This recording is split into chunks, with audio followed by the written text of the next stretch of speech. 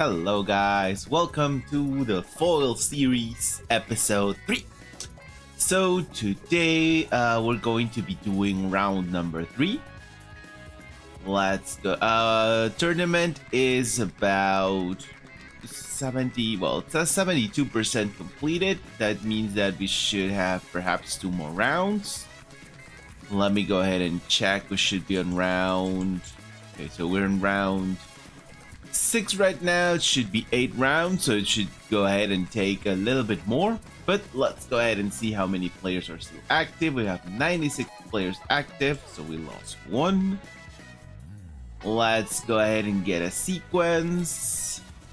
There we go. So let's start with 26 today. Today we're going to do round 3. Let's go ahead and go for Glow Axie round 3. So Glow Axie against Orange Mecha. Let me go ahead and check everything right over here. Yep. And today we have a special guest once again. My adorable cat loves being with me. Go. So it is Orange Mecha against GoFlow. Let's go ahead and replay. GeoFoxy is our featured player, so let's go ahead and check first Orange Mecha's deck. So this is a French player against an Italian player. Let's go ahead and check Orange Mecha. This is Solitude, Unique Scatty. If I'm in Mountain, you may exhaust target card when played from hand. If I'm in Mountain, you may exhaust target card in reserve. And when I leave, and when played from the reserve, you may discard a card from your reserve. If you do, resupply, otherwise exhaust that resupply. Then we got the Lyra Navigator. This is a 1/1/5. Kinda good. Let's see why it costs 3. You may discard one of your mana orbs. If you do, up to 2 target characters each gain 2 boosts. This is placed from anywhere, so you can do it this one twice, potentially. Taking all. Okay, so if this ramps, okay, this have ramp over here. It does have the hunger. Got lots of cards to take away your mana. It has some mana eruptions. It does have that card. Does also play the Skybound Odyssey, so it doesn't ramp that much. But I guess you take away 3 mana. It is doable. And the third one, Yana, Quargan Agent. You may have target character gain a sleep. If it's facing me, also use Sabotage. That's played from anywhere.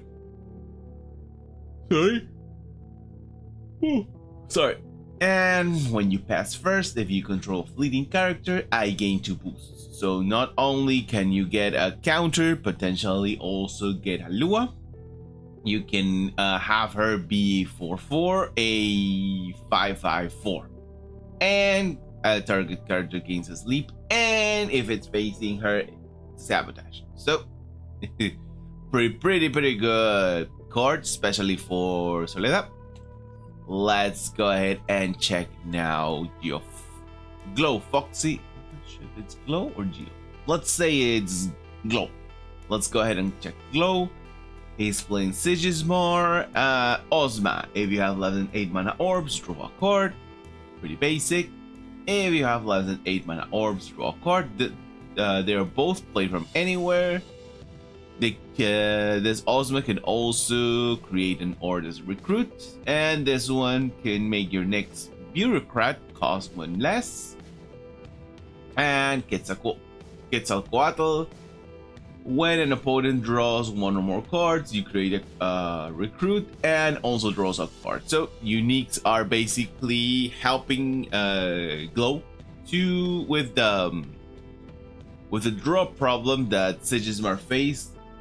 Mainly because the Baba Yaga still suspended, so still has that tiny little problem. Okay, so let's go ahead and move on to the end game. Okay, so it's gonna be automatic.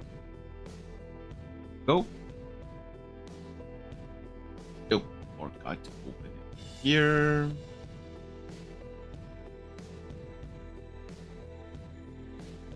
There we go. Okay, so we have a unique on turn 1. It's going to be perhaps a... Yeah, just goes there, ascend. Nothing more over here. Goes to 1 token, plays 1 on the other side, and it's double advanced by glow.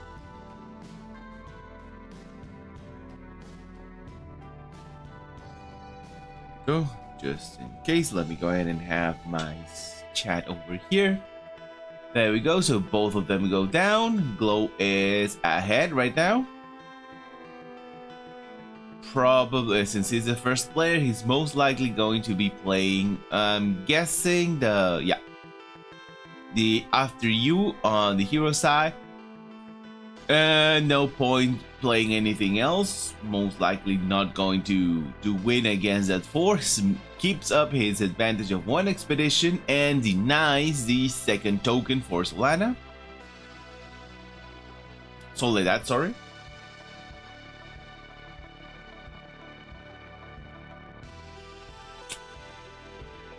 Gets rid of, yeah, I think that was the best option. The Quetzalcoatl is most likely going to be played right now. The Sabotage, yeah, the Quetzalcoatl with 5. That is not a double advance. He doesn't have anything else, but he still Glow still keeps his advantage of 1 expedition, so that is also very good. Now, most likely he's going to play the Quetzal on the hero side, just to make sure that he goes first. No, he decided to go for the Skybound Odyssey, so denying a card in reserve and going all out on the hero expedition. He can still play 1 more card. He's not going to. So just Soledad, Halua on the other side. Nothing he can do on the hero side, and just by playing that, he doesn't need to play anything else. So this is an overcharge on the reserve. He's going to get rid of 2. Gets rid of the unique. So Glow's still keeping ahead, but we've come to a point where it's 7 mana with card advantage from the Bravos player. This can be a little bit challenging. There we go. Another Sabotage, probably the Skybound. No, he decides to get rid of the... Okay, and he did have another one. Another Jack Frost in hand. Doesn't matter. The Duel of Grit gets rid of the Jack Frost. Nothing else to be played right now. So Skybound, Ascended Expedition. There he goes, Halua. Up to 4. That is a tie, but does advance. So we have a check from Glow, but the Orange Mecha is right there behind him. 1 overcharge card from Orange Mecha. Decides to get rid of 1 of the 2 or the spies. We have another unique from Glow. There we go. So the token. Another Skybound Odyssey. So both expeditions extend. He plays the Ozma and the lawyer. What is it? Attorney. He goes all on the companion side. This may be okay. He gets rid of the Altrune, but he has nothing left. Getting asleep, and yeah, this is how Orange Mecha plays wins the game, because even though Glow is going to pass first, that is, I think he should have gone on the other side, especially since Orange still had lots of mana left, but he didn't really have anything better to do. I don't think the Skybound Odyssey was that good of an idea. I mean, it's 5 for playing 4, so kind of lost 1 mana over there. You do have the draw advantage, but not sure if that was the best idea, especially since this had nothing else to block. Okay, yes, it had 3 on water, but I don't think that was actually one of the best plays he could have done, but he didn't have really many other options. So that's how at the end, in the end, Orange Mecha was able to take it away. Now, next one is going to be number 7. So let's go with Biuska. And the number 3 here.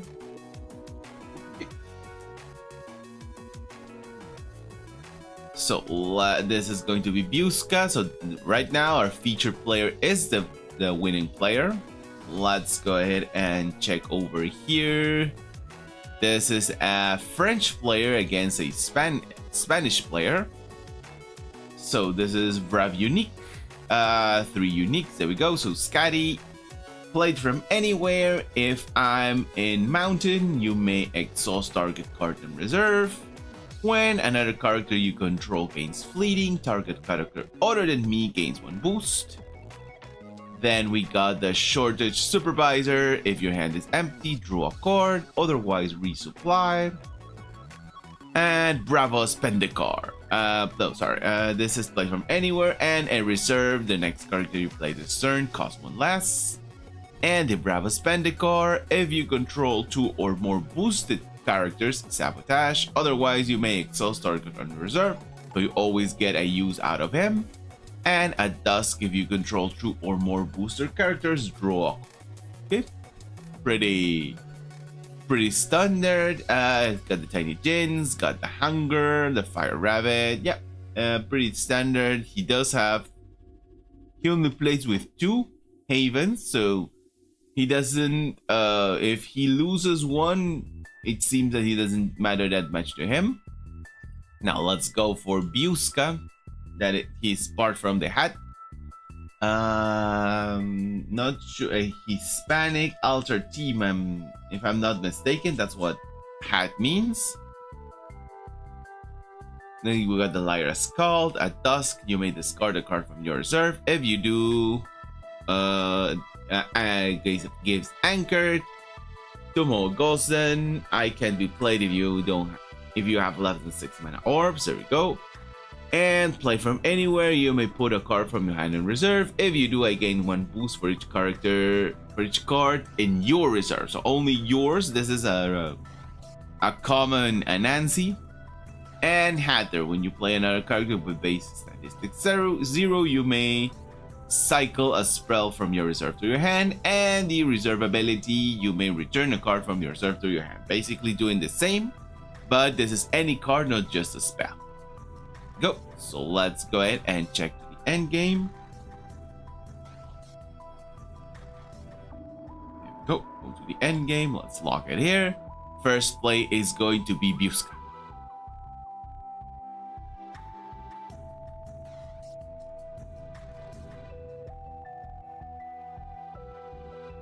Okay, so there we go. I think that's basically a 1-for-1. Just make sure that you need to boost it. No, it's not going to be able to ramp. So it's a 1-for-1 but loses a card. That is something that Fen players do a lot. Lyra players do a lot. That acapella training.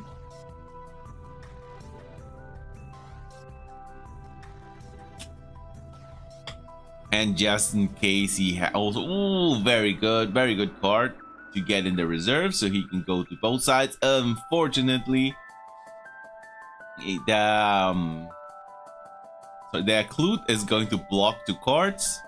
He just goes again, probably 1-for-1. Doesn't need to play anything else. So again, 1-for-1. Just 1 card from each player. No overcharge over there. Actually, Goku was a little bit frightened from the Capella training. That's why he decided to exhaust that. He just plays in after you. There we go. We don't have Mountain, so there is not going to be sabotage from that card. It just goes for a 1. So not sure if that was the best option, but there we go. We saw that unique. This one was draw a card. If your hand is empty, draw a card, otherwise resupply. So that was a resupply then. Not sure if that shortage is actually that good. Makes you perhaps draw one, but in this case it was just an overcharge, so Goku is already pressured because he doesn't have many options right now. He can't get a lot of use right now. He can sabotage. There we go.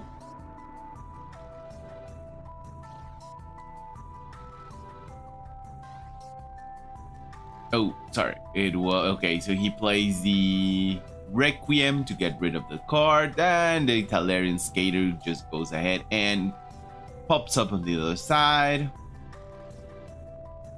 Oh, so it was an exhaust. This was not the. This was not the sabotage one. Okay, we keep up the 1-for-1. Still going to lose one card. I'm guessing it's going to be the very same Incaster. Amaleg. Interesting.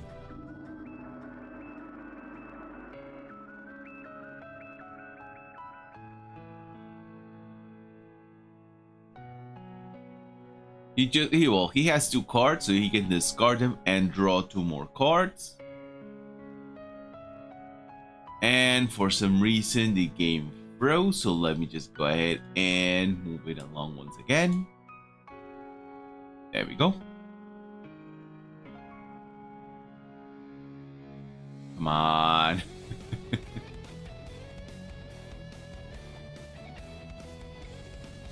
There we go. Really? Okay, we're gonna need to go back to this one because BGA is still having issues, it seems. Let me go ahead and do it like this. Let's see how much it blocks. It blocks a lot.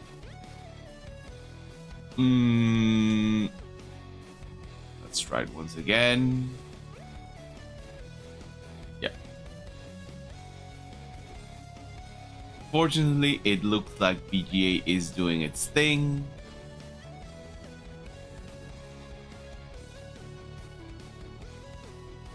Damn it. I'm gonna have to update this.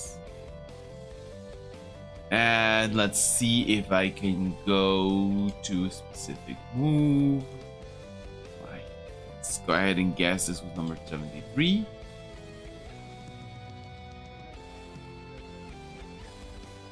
Let me go ahead and do it like this. No, let me update. Give me a second. Let me do it.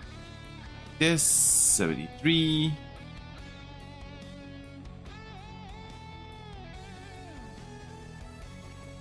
Yep, I think I guessed correctly. So let's go to the end game. There we go.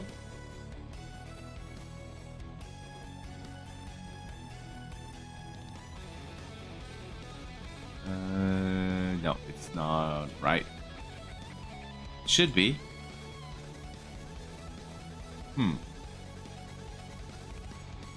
Oh, there we go. That was it. Come on. I guessed correctly and the game still froze.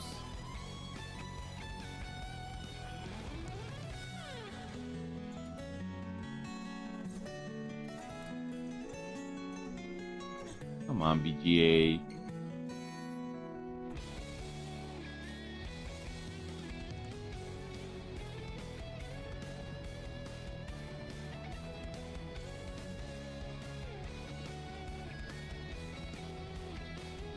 Come on, BGA, don't do this. Once again, it froze.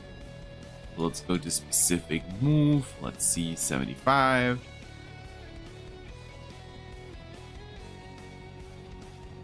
Not from the start. There we go. Go to end of the game. Let's see if it moves forward. This is what you have already seen. And it freezes again. Come on.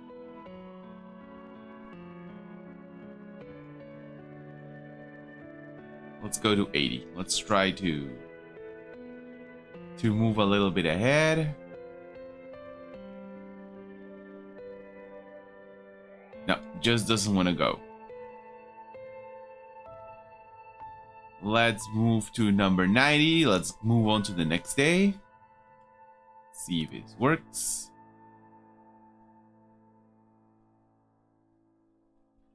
Yeah, this match doesn't want to go move forward anymore.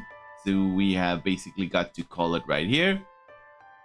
Unfortunately, we cannot see how Biuska won this one. So let's go ahead and go back to our regular schedule because as you see, BGA is having its issues. I'm sorry, Biuska.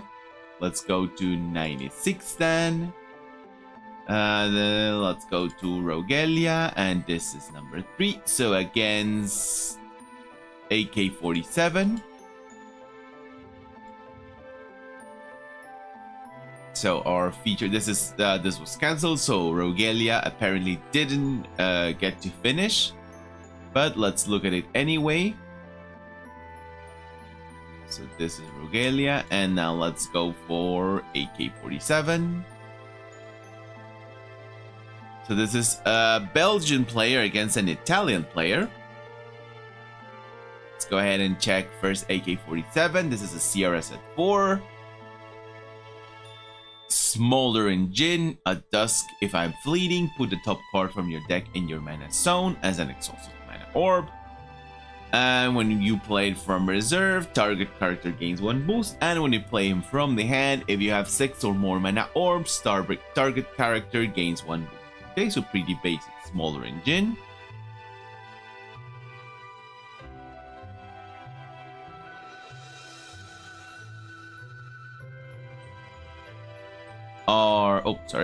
Our second Smoldering Gin.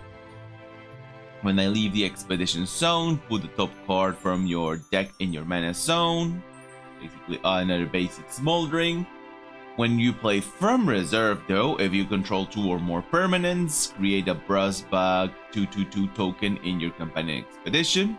So it asks for 2 permanents. It doesn't say a landmark permanent, so that means that it can be even the bug out back. And the third one, when I put the top card. Oh, sorry, that was a target. This one. So the first one was this one. This one is the third one. Played from anywhere. Put the top card from your. So this is a Ramping Sierra. If you control 2 or more permanents, target character in reserve gains 2 boosts. And interesting that, oh, there we go. I thought that this was not a Brusbug Hive Sierra, but indeed it is. And if you're playing with ramp, you actually need to have 3 of the every card you actually need or is your main strategy to win. So I'm not surprised to see 3 Brusbug Hives here. Now let's go ahead and go to Regalia. His uniques. This is Sigismar, Elia Ordis. The Ugly Duckling. When a character joins an expedition facing me, you may have target character other than me gain 1 boost. And so this is one of the first cards you need to play. And when you play from reserve, if I'm in an extended expedition, create an early token in target player's landmarks. Monolith Rune Scribe. When you play from reserve, if you control a token Sabotage, if you have less than 8 mana orbs, draw a card. So helping with the draw problems on Sigismar, and I think it's only 2 uniques. Looks like so. Okay, so let's hope that BGA actually wants to go all the way this time.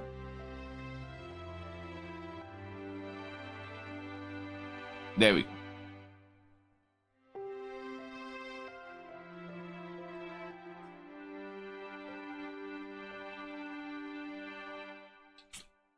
And Rogelia didn't actually have to play. Didn't even get to play, so it was just a free win from AK-47 after 3 days. Let's go ahead and move on to our player 44. There we go. So this is Kigma. Kigma versus Ajurat. So this was a finished game. So Kigma is going to be our featured player, and Ajurat, let's go ahead and check it right here. Sorry. Ajurat, let's go ahead and check it right here. So this is Ajurat is a Spanish player. I didn't know that Ajurat was actually from Spain. That explains a lot why he used to comment on my videos in Spanish. I only knew his webpage. I didn't know he was from Spain. So let's go ahead and check his deck. This is a versatile Fen.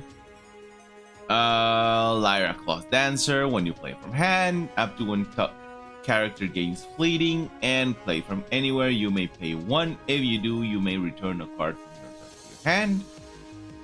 Then the Magpang Porter.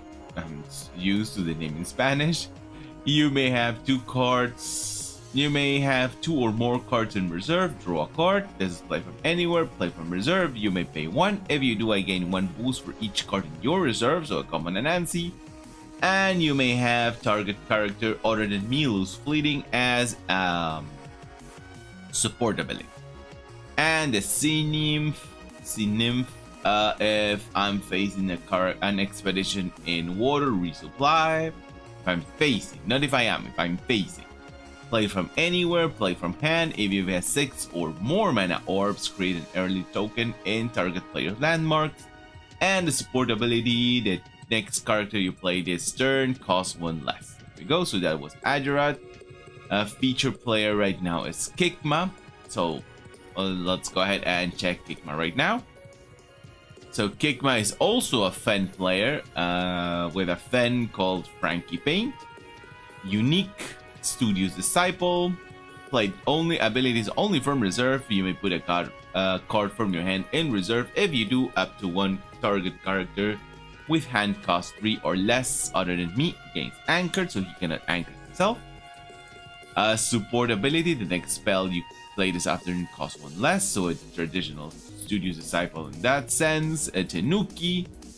If you control 1 or more landmark sabotage, that's played from anywhere. And if you play from hand, if you control 1 or more landmark sabotage, you can sabotage twice as long as you control 1 landmark. So it does ask for landmarks in this case. And we do have some landmarks, so potentially a double sabotage when your opponent least expected. Against a Fen player is not that good, but still a good card nonetheless. Esmeralda, if you control 1 or more landmarks, resupply. Play from anywhere and play from hand. You may put a card from your hand in reserve. If you do, I gain 2. Okay, so pretty standard uniques here from Kikma. Some are rather interesting. The Tanuki is actually very good. Let's go ahead and move on with end game. There we go. So Fen Ajurat has the first play.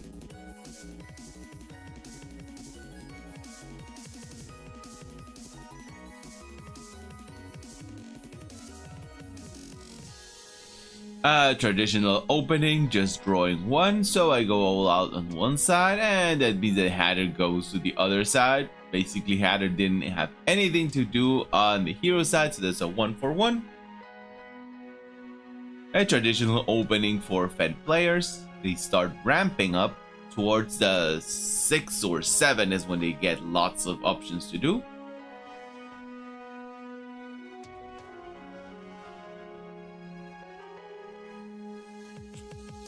There we go. So we do get the landmark right now. That means that this... Okay, so Merry Reunion. Just have another resupply. Not sure why he did that.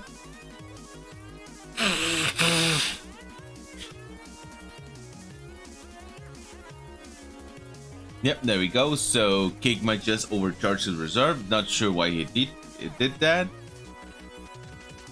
Could have just played this one over here on the companion side, just at least to try to threaten. But okay, he decided to go a different route.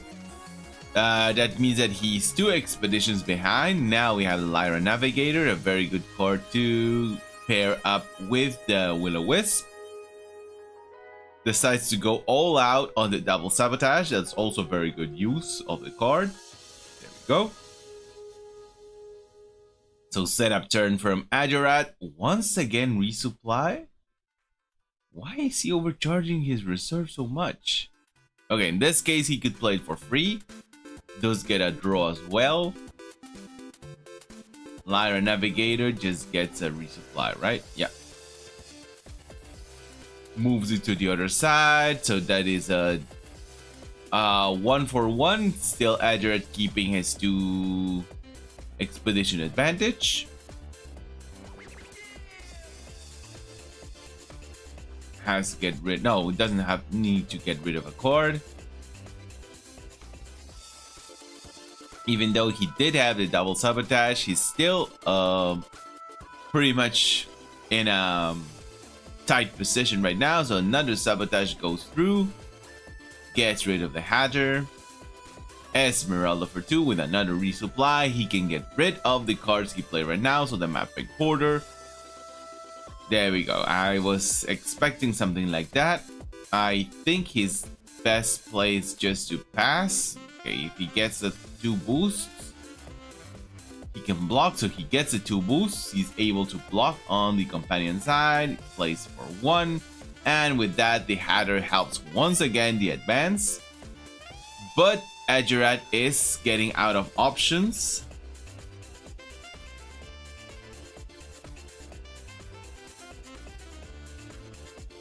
He's now playing with, well, he always resupplies, so he's going to have 5 options. We have the rare Anansi right now, each player's reserve, so could be, okay, the resupply with a Nymph, plays the double resupply with a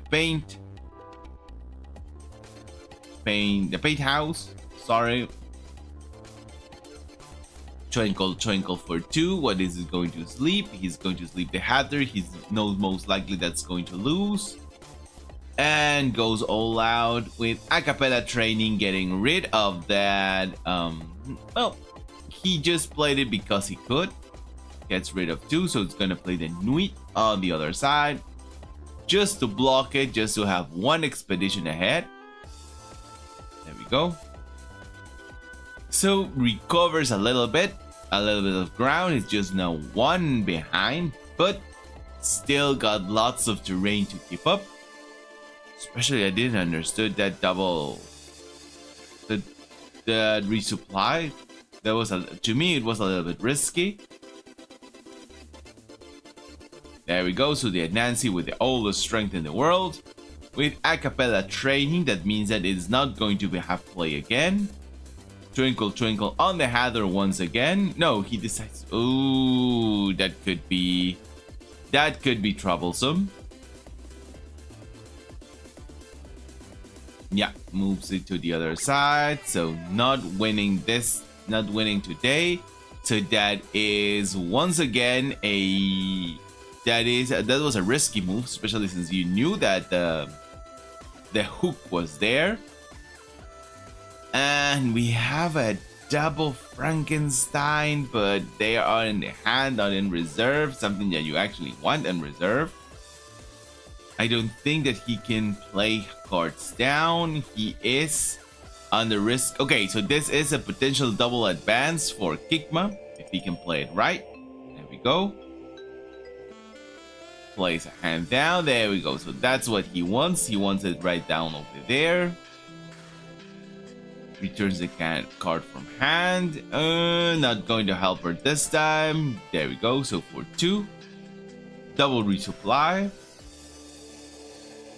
Okay, so this is a very good turn for Kigma right now.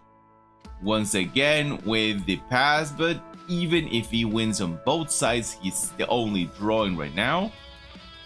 So the Serengar, there we go. Costs 1 less.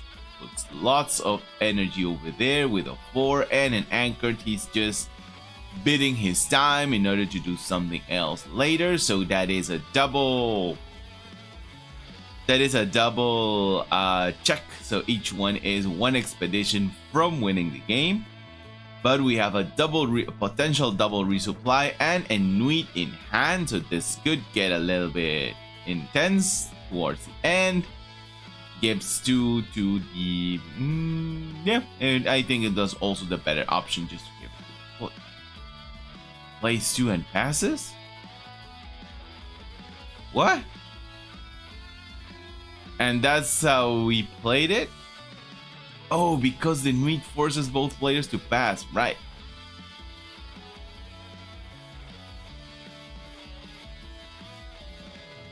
There we go. So that was the strategy all along, just to make a little bit of strength on one side, because he had the Nuit on hand, so he forced both players just to pass right away with what he had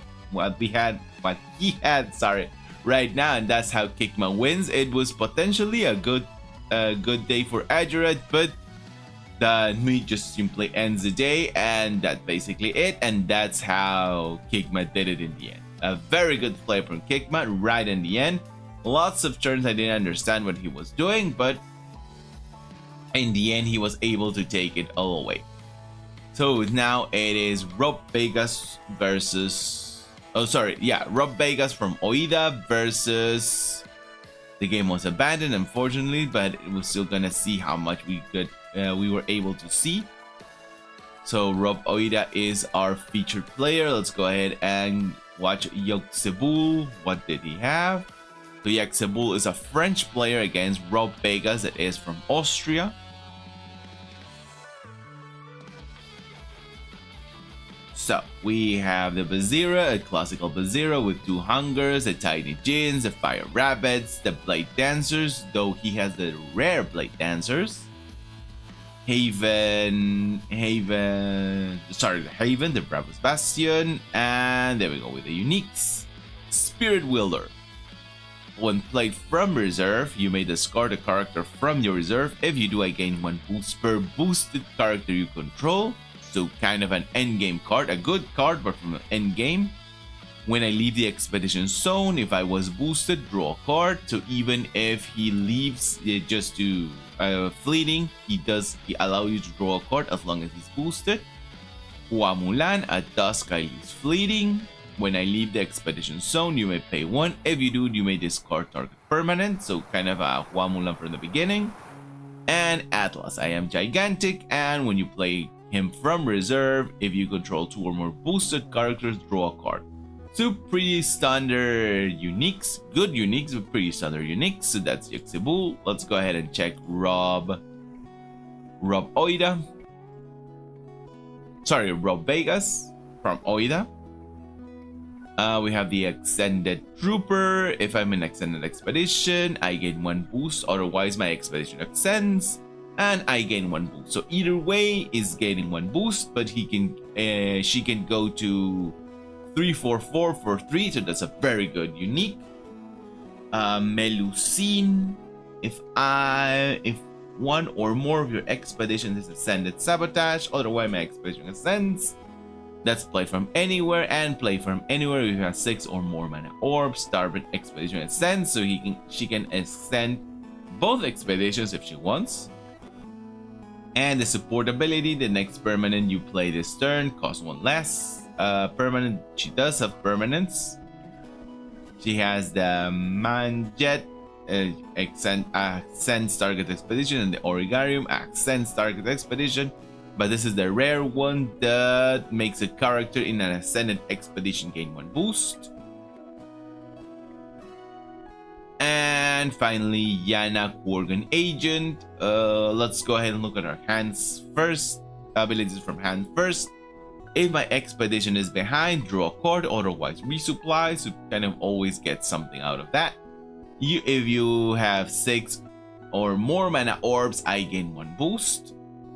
And you may have target character gain a sleep if it's facing me savage. So that is from reserve. That's a typical Yana ability.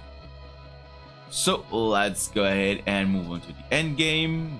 There we go. This is not yet going to be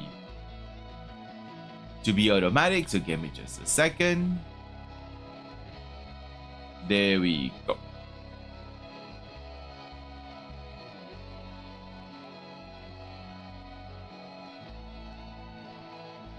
Okay, so not gonna be able to play it this time. Just decided to go all out with an extended expedition just in case, and go with the tiny Djinn on the other side, and that was it.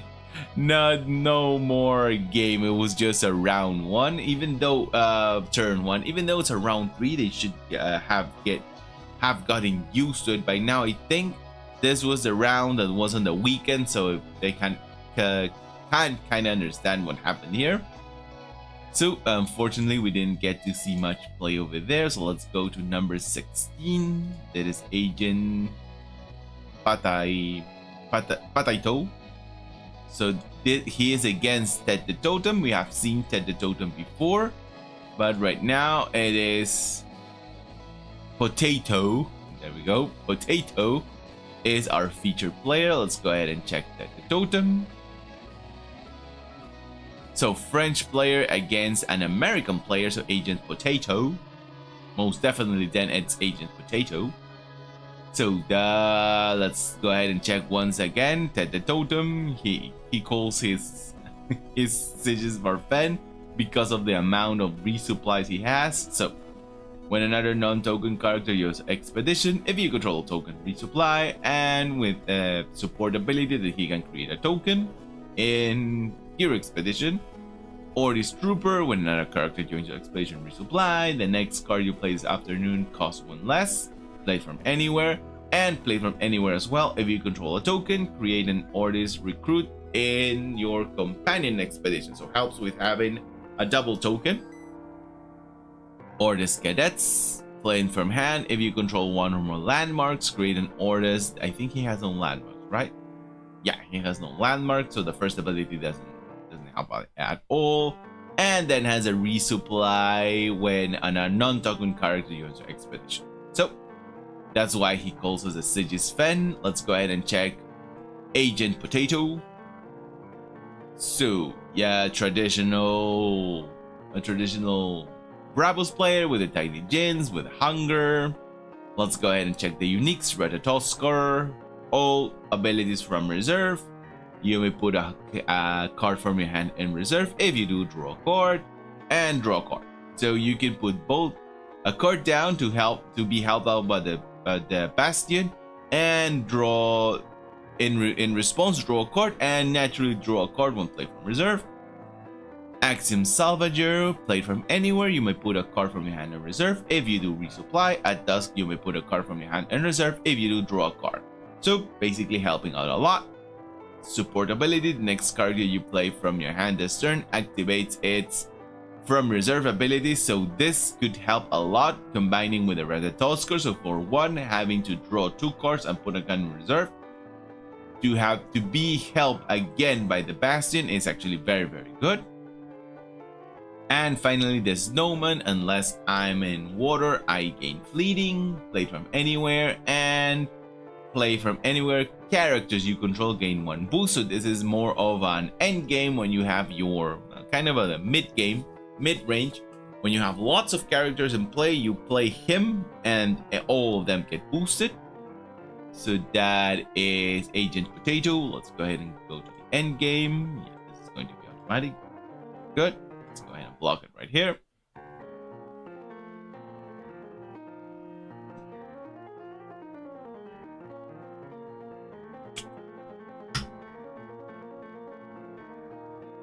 There we go. So first play for the Sigismund player. Just plays the 1.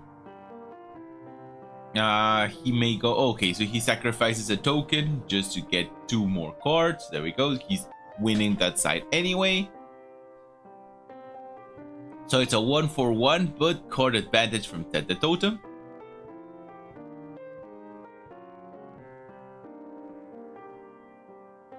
There we go. He didn't want to risk the Serengar, and the other side still was going to be a 1-for-1 no matter practically what he did.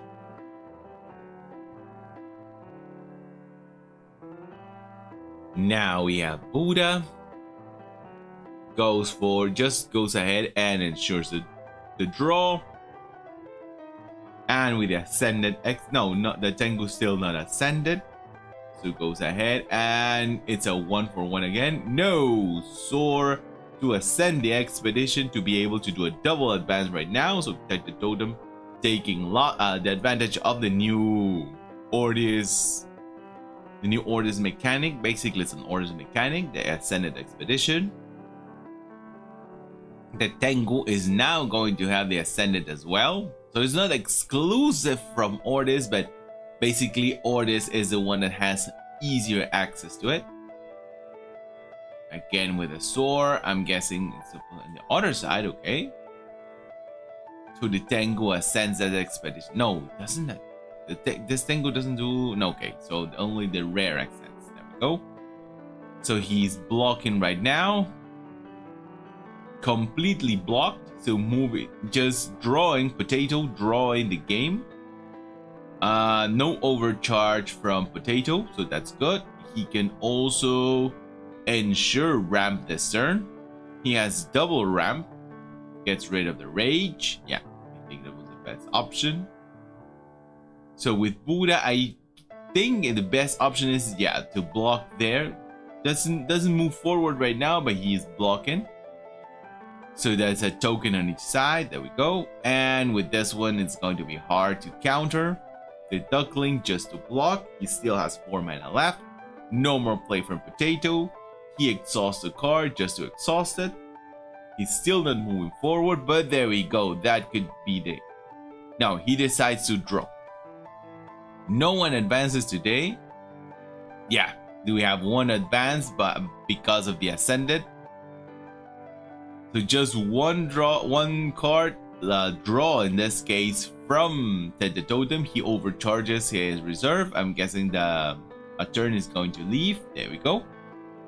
We have Hunger in hand, so the potential threat for next turn, a good potential threat for next turn, gets rid of the Duel of Grit. I think I would have gotten rid of the Jin. There we go, so double token, goes on the other side to block it. Jack Frost to ensure that he cannot ramp this turn, or at least thinks he cannot ramp. There we go, blocks again. From gets rid of the... Oh, gets rid of the... Okay, so that I was not expecting that. Ooh, Ratatoskr, this could be good. I think he's going to block the Ratatoskr. Probably turn... Yeah. Exhaust the Ratatoskr. I think his best play was actually to get rid of the... What was the biggest threat? Get rid of the Jack Frost in order to try to advance. He loses 1 mana, but I think it was worth it. Okay, yeah, there is in Bushin let go. First turn. This a turn? No, I think it's not. It's not yet to be used. There we go. So draws 2 cards. Yeah, the Spotter. There we go. So I think this is an advance from Agent Potato. Yeah, gets rid of the token, so he's most likely not going to be threatening that side. Goes to the other side to block. Still 1 mana left. He's blocked completely. So we have a double advance, but the totem is already in range. It's already in range to win the game. Go, so our ramp once again. First play this time is for Tete Totem. Ooh, tough choice. Decides to get rid of one of his havens. I think this was a turn to get rid of the Hunger. When you are down like that, I don't think the Hunger is a good option anymore. There we go. So the Attorney deciding to block. Just using the Spotter. Okay, the Spotter.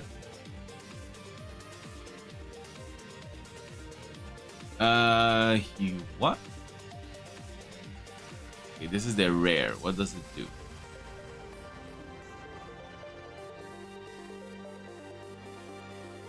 Okay, he is able to surpass the Easy Talk. Man.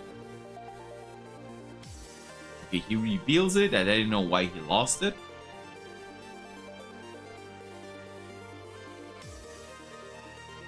Gets rid of the Halua, Raging Leviathan. I think this was a good turn to use the Halua, actually.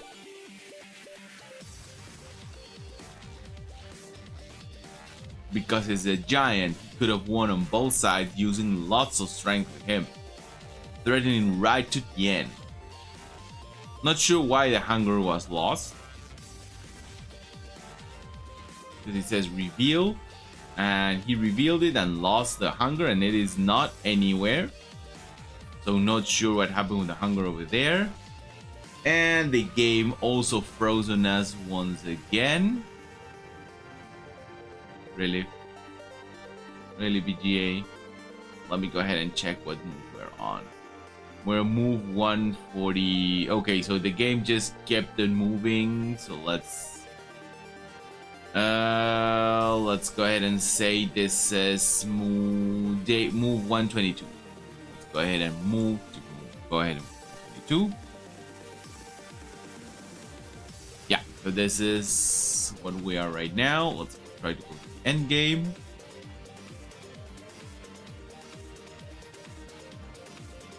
I think VGA was having problems that day, so the replay didn't get to save correctly. So let's just try to see if I can do it this way. He is blocking once again. He's moving both sides. And after you, he got 4 mana left, 1 card in hand. Goes all out. Right here, all valid targets gain 1 boost and gain 1 boost, and he gains fleeting. So everyone gets a boost. You get a boost, and you get a boost, and you get a boost. But this is a dangerous position for a Bravos player because Sigismar still has 4 cards in hand and he could have removals. It seems that not right now. He can resupply. There we go. So this is moving forward. Let's see what goes right here. Ascended Expedition goes up to 5. Still got to 4 mana left. The Sandman from reserve, and there we go. The withdrawal just takes away any of this too, and with an Ascended Expedition, that's all she wrote. But he doesn't go that route. He's an 8, so he needs 2 more to win, and he gets in the resupply another Ascended Trooper, which will also gain 1 boost because it's an Ascended Expedition, and that's how Tet the Totem won in the end. There we go. So he just does more 2 resupplies, and this is why he called it a Sigisfen, because of all the resupplies that he could get. And with that, we end the game. And that was a GG. Congratulations to Tet the Totem on that win. Agent Potato was almost able to bring it back, but in the end he couldn't. So once again, let's get rid of the cards. Yeah, it doesn't matter at this point. This is a victory from Tet the Totem. We were able to do 1, 2, 3, 4, 5, 6. So let's go for game number 11, and that'll be player 11. So that is CDA Amian on step 3 against our Songo. We have also seen him in the previous episodes. So featured player is going to be Amian. Let's go ahead and choose this player, and featured player is going to be our Songo. Our second player is going to be our Songo. There we go. So this is a French against an Italian player. Our Songo Festival set S4. So this is a festival. There we go. So we have 2 festivals, a common and a rare.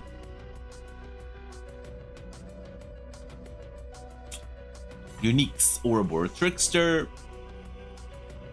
Play from hand. You may discard a card from your reserve. If you do, roll a die. On a 4+, I gain 2 boosts. On a 1 or 3, on a 1, 2, 3, I gain 1 boost. Typical Ouroboros Trickster, but this one does have stats rather than being a 0/0/0, and ability from reserve. Up to 1 character with hand cost 3 or less. Other enemy gains Anchor. The Inkcaster, when played from hand, both abilities from hand. If you control 1 or more landmarks, you may return a card from your reserve to your hand. So right away you can do that, and resupply as well. So you can actually, if you don't have anything interesting, you can resupply first and then see if you want that card back in your hand. And finally, the Snowman, unless I'm in water, I gain a sleep. A sleep in this case, not fleeting. If your hand is empty, I gain 2 boosts. That's from reserve. Otherwise, I gain 1. So always gets a use out of it. Fen player without hand is not that common, but could occur. So let's go ahead and go to the end game. Oh, sorry, this is our Songo. So we need to watch here. Amian first. So this is another Fen match. Uniques in this case, he does use the Parliament of Ashes. We have a Martingale. At dusk, up to 1 character with hand cost 3 or less, other enemy gains anchored. Then play from anywhere. You may put a card from your hand in reserve. If you do, you may return target spell from your reserve to your hand, and the ability from reserve. The next card you play costs 1 less. Lyra Cloth Dancer. When a card leaves your reserve during the afternoon, if one or more character, up to 1 character gains fleeting. And play from anywhere. You may put a card from your hand in reserve. If you do, you may return a card, not just a spell, from your reserve to your hand. And then each character controlled by target player gains fleeting. That is a support ability. And finally, the Flamel. You may return a spell from your reserve to your hand. You may put a card from your hand in reserve. If you do, you may return a card from your reserve to your hand.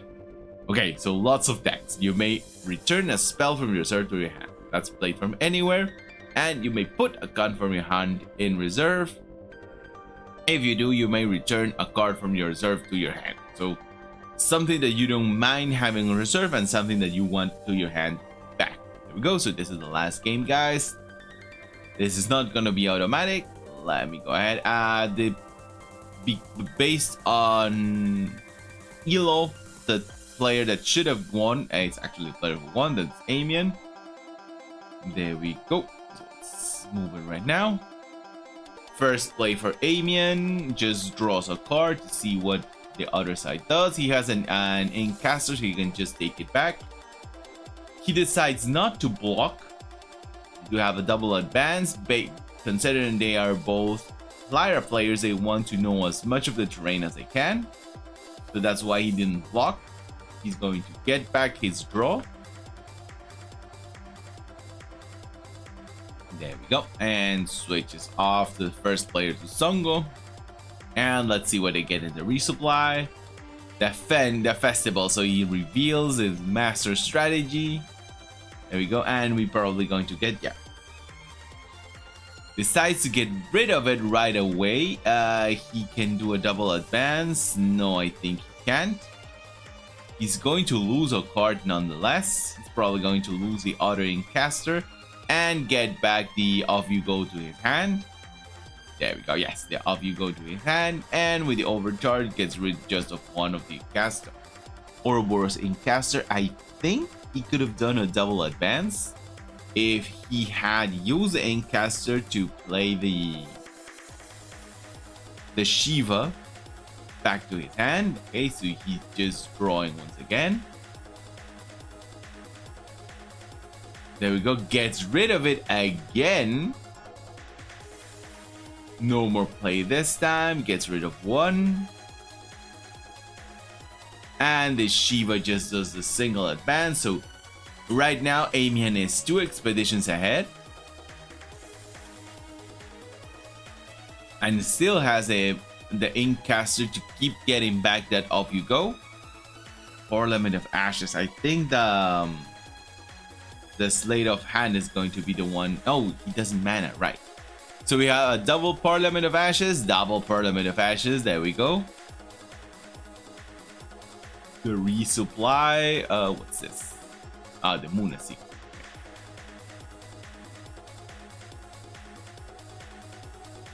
It's going to play this Signet for 2. Plays a Woolly Bag.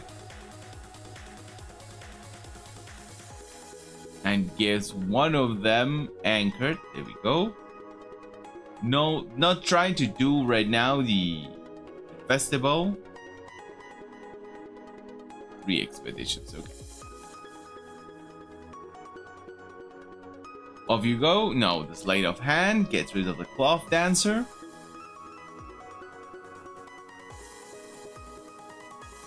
So both are at 7.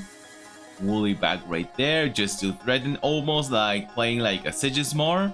So once again draws, so the draw is very strong on Amian.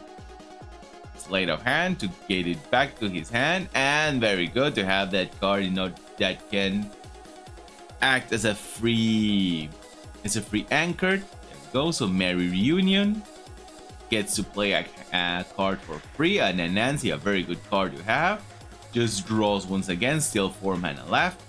Gets rid of the Inkcaster, plays it for free.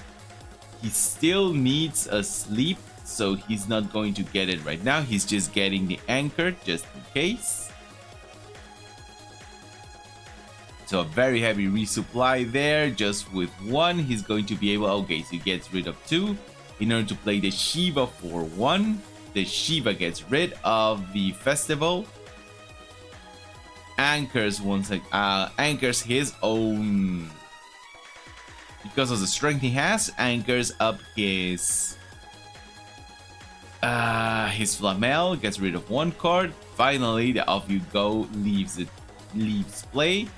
And this is a very difficult position for Songo because Amian is 2 expeditions ahead and basically with board control. So Merry Reunion, not where you want to see the Sandman.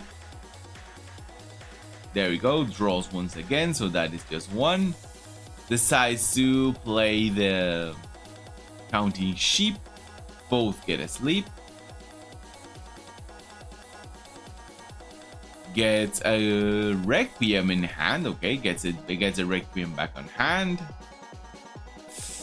Ooh, a heavy draw over there. Gets rid of the Anansi. Pays 1 more, but I think that he minded. Gets his own Anansi, a common Anansi with lots of options to do. So that is another block, and that is game action. And that is how Amian was able to control Songo basically during the whole game, just playing kind of a control, kind of an after you. Just go ahead and you play here, I respond, you play here, I respond, and that was basically what Amian was able to do. So I see that 3 of you guys were able to come in the end. Thank you very much for coming. Remember that this video is automatically VOD'd, so you can go ahead and check the whole stream. We had what was it, 1 2 3 4 5 6 7 matches today. Well, 2 of those seems that VGA was having some problems. So next episode, that's going to be on Friday, we're going to be moving to round 4, because round 3 I think VGA was having problems because I had 2 matches that I had to finish manually. So that will be basically that'll be basically it for today, guys. Thank you very much for joining. Remember to leave some likes, subscribe in order to receive as soon as I start the next video, and I'll see you guys next time. Take care.